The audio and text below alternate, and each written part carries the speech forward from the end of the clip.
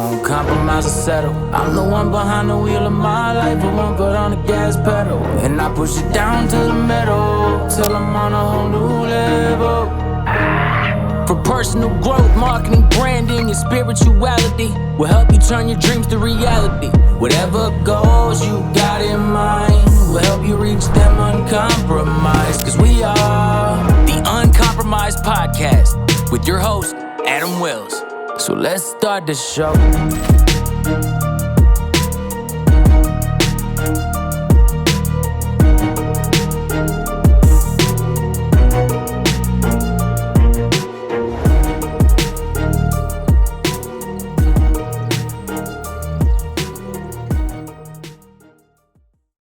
All right, guys, welcome to another episode of the Uncompromised Podcast.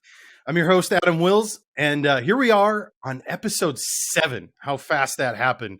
Today, I've got a really special guest with me, and I know I say that every time, and it's true, but today it feels especially true because our guest today is actually a good friend of mine. And in case you're watching the live stream, or maybe you're watching this playback on YouTube later, and you don't know how to tell the difference between the two of us, because we both have beards and we're both bald and we're both really buff dudes. I'm the one without the glasses, the better looking of the two. But my good friend, Michael Buzinski, a fellow marketer, is here as well.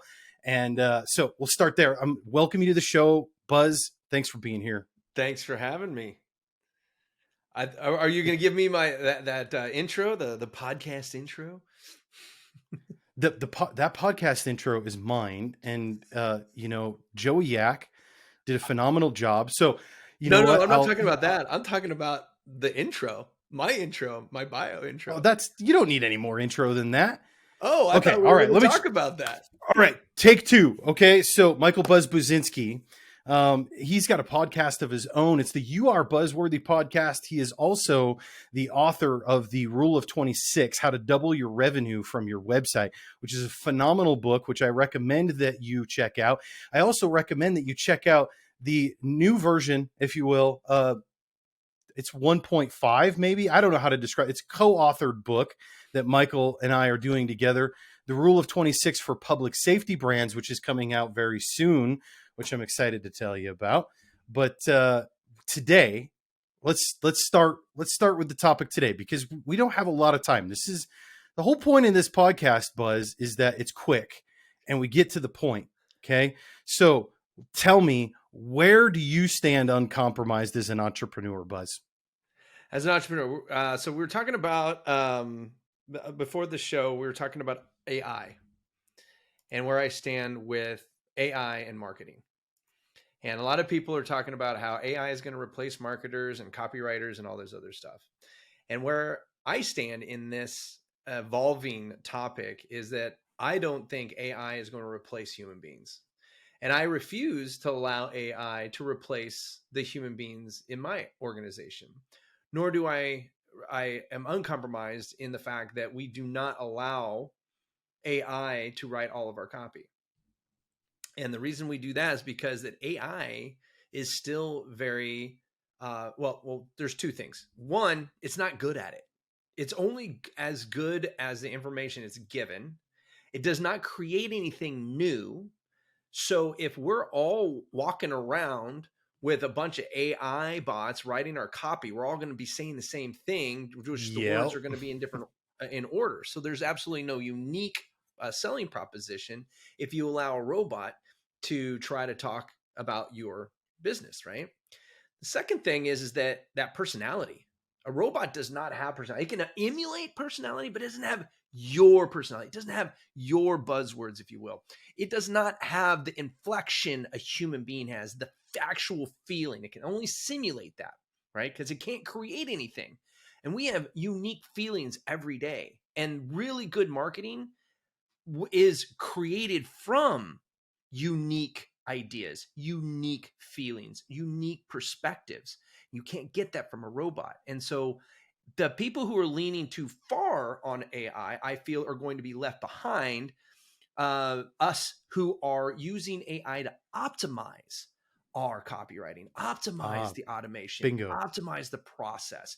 and it's called Human Optimized AI, or AIO, AI optimized. And then a friend of we have a mutual friend. We won't get into her right now, but they have a copywriting AI driven copyright, but they still have human beings taking what was spit out by the AI and then taking that and basically transitioning her copywriters into editors.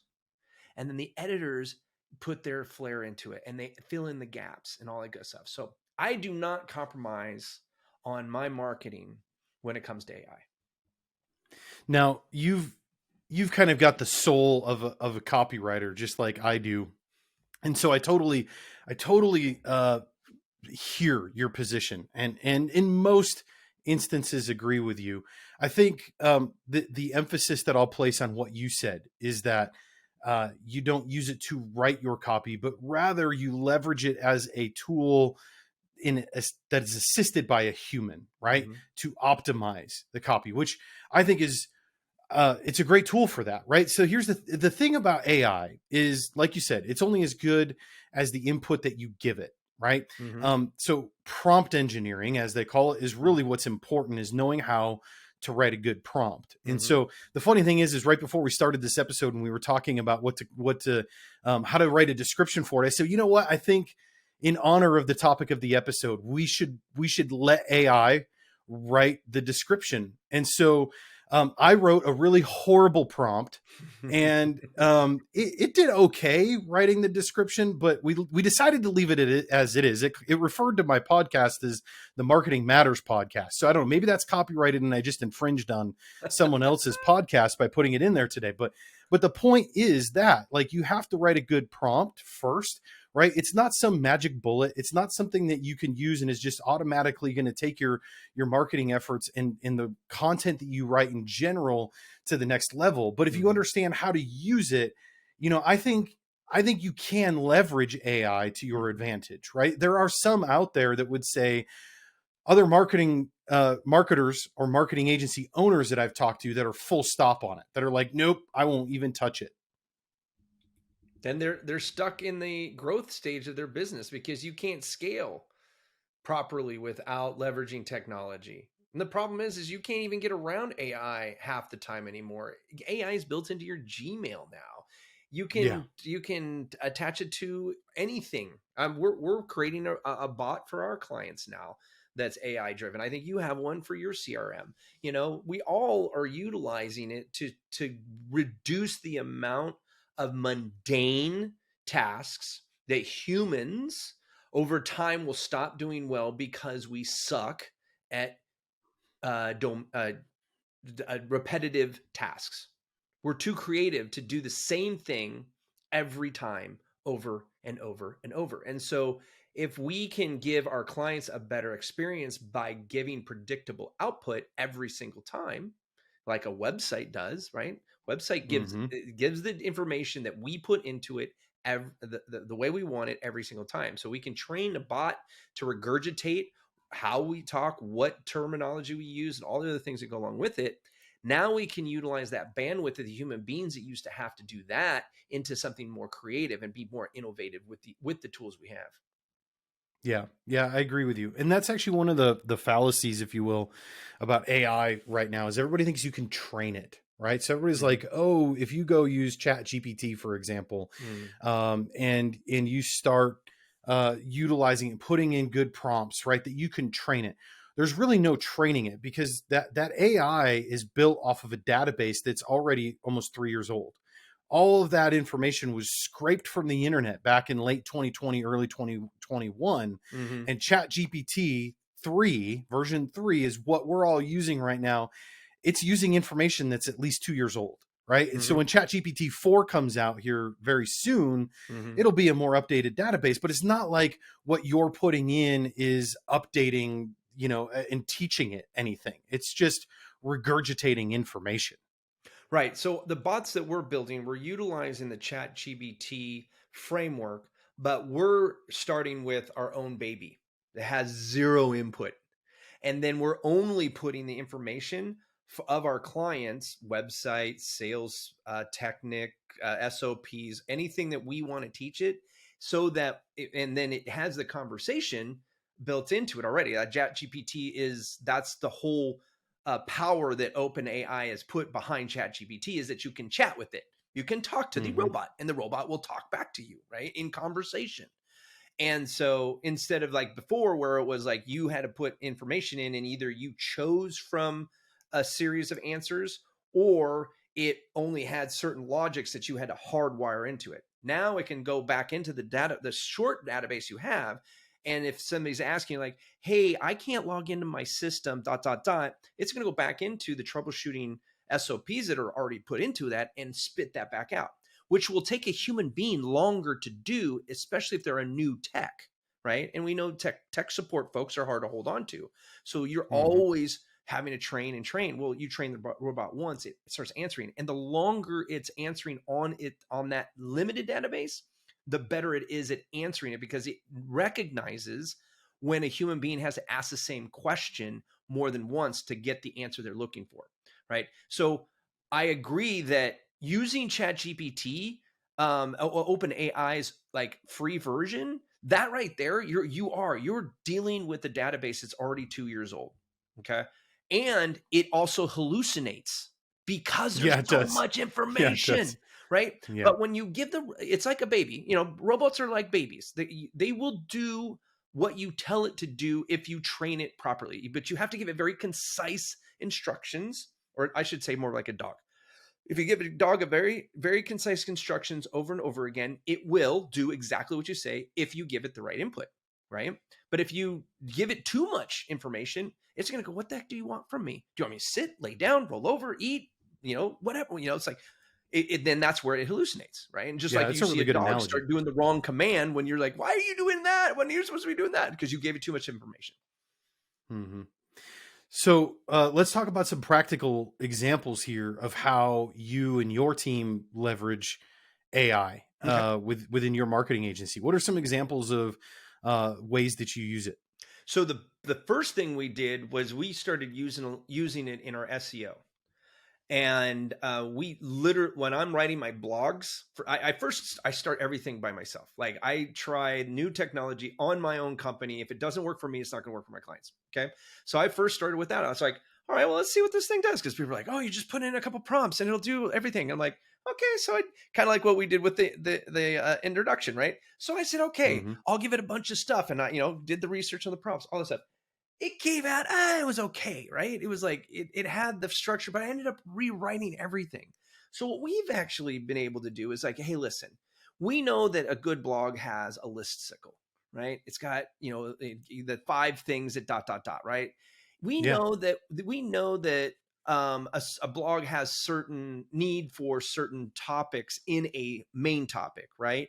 So we use it to create outlines and lists within the blog and for the blog, so that the writers can just fill in the blanks.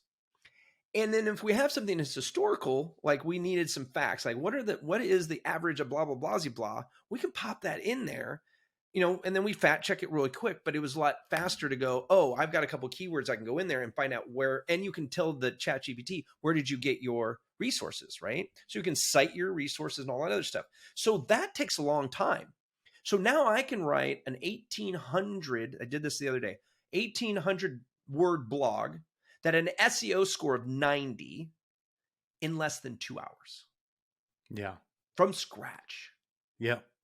Yeah. And, you wouldn't be able to do that on your own, at least not in that amount of time. 6 hours. That's a 6-hour blog, 1,800 words for me. Yeah. That's a 6-hour. Yeah. Because research. Shoot, I spend 2 hours just researching before I start writing.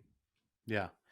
Yeah. I use it in a similar way. I would say probably the most helpful way that I find using AI, and I've used both ChatGPT and Jasper, both of which have become, I would say, relatively daily usage for me. But I, like you, I refuse to let them write anything for me.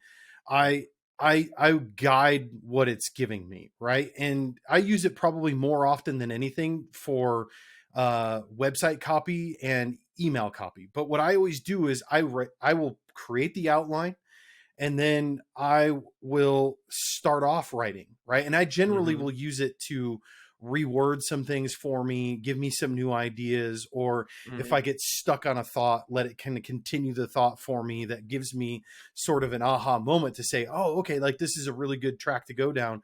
But again, I'm the one writing it. I don't let it write it for me. Right. And even when you're making a list, I mean, I look at the list and I go, is this an exhaustive list? And sometimes I'll even ask it, do you have any others that you would add to this list? And even then it won't hit some of the stuff. I mean, if you're writing on something you don't know, you're not going to know, right? Because you don't know what you don't know.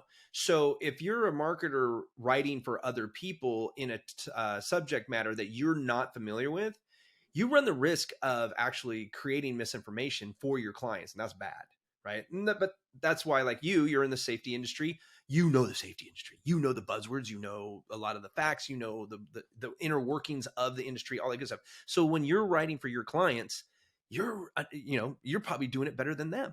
But you're still calling out and saying, "Hey, give me the blah blah blah, whatever list I want, right? Or what are the 5 main things in worrying about a fire in a house or something like that, right?" Boom, it's going to give you those 5, and you're going, well, actually, there's one more. And now it's 6. I did this with, I had a title, the 10 things ended up being 11 things because there was one thing that I found that it couldn't spit out. And so you're good to go. And that's where the optimization comes in, right? It's the usability of information. Google is telling us you can use AI. At first they were like, hey, we don't want AI.